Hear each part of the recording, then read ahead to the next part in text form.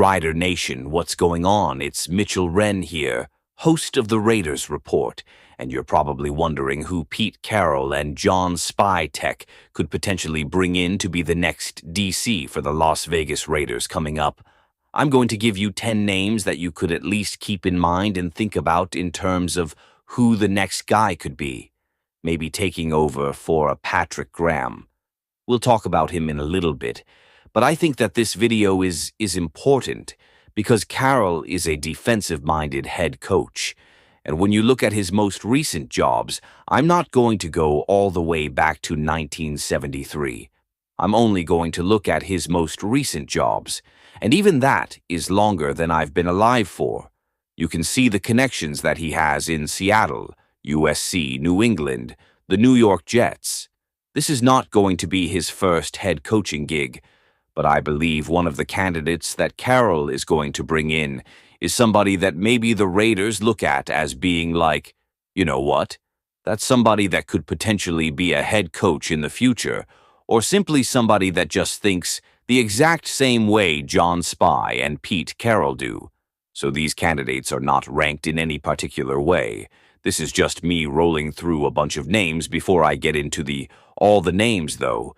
You know what I'm going to ask, right? From the jump. Who do you want the Raiders' defensive coordinator to be? You can give me any name, I'm not going to get mad at it. A lot of times I ask these questions because I'm curious to see what y'all are thinking. Maybe I missed something when I was out there looking at names, because we have not gotten a report out there yet.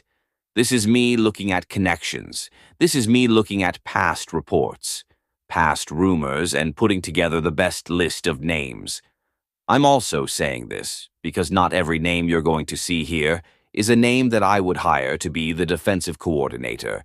So the first name coming up is Gus Bradley, Raiders, defensive coordinator back in 2021, but also was a big-time DC when Pete Carroll was down there in Seattle. People have figured out the Bradley defense a little bit. I think you also need a certain type of player with the amount of holes that the Raiders have on the defensive side of the football. Gus Bradley would either be a home run or it would be an absolute disaster. Let's go to another name here. It's Dennis Allen.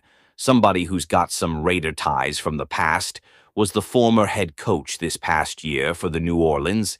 I look at Dennis Allen and I go, some people are built to be defensive coordinators, and some aren't built to be head coaches. Dennis Allen is a good defensive mind, wasn't built to be a head coach, so maybe not a great hire, but maybe if you give him 3 years learning underneath, Pete could be an option to keep in mind. Let's go to another name here, Matt Eber. Fluss. Mitch, what are we doing, Fluss? Just got fired in Chicago. You're right. He was a bad head coach, but a good defensive mind.